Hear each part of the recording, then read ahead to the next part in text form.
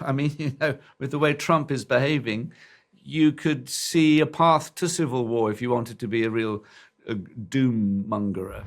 More than a legacy to this particular genre, I think this film it feels like a legacy to cinema itself. So, what is it about this narrative that resonates with so many people out there?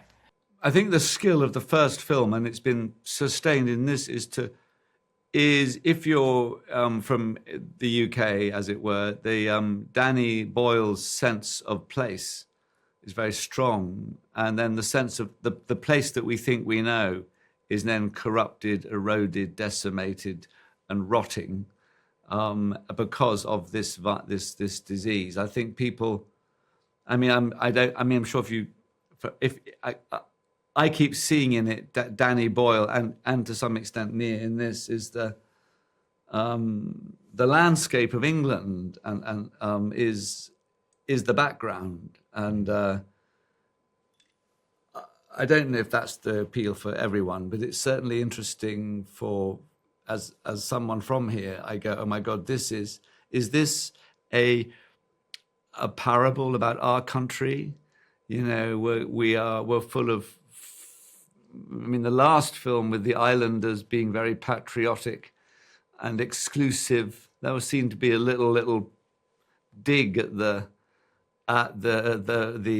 Brexit impetus that we've suffered here, the need to be special or apart, or we're not, and I think this is a tribal thing anyway, generally over the world.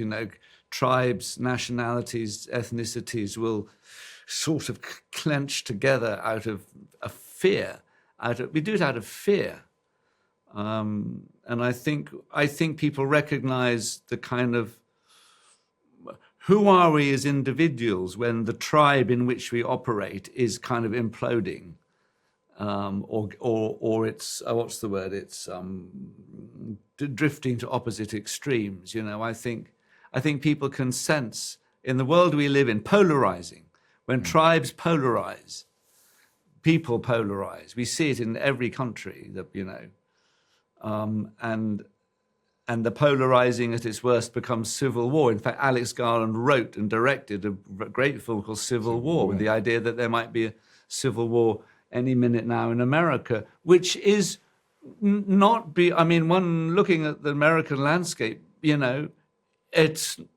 I mean, with the way Trump is behaving, you could see a path to civil war if you wanted to be a real doom mongerer.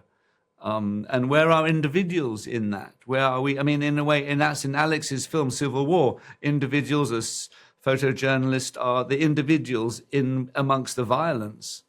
And I think a lot of films are, we like to go and watch heroes and heroines being challenged by extreme danger, and often the danger is violence perpetrated by fellow human beings. People get drawn to that, identifying with crisis, don't they?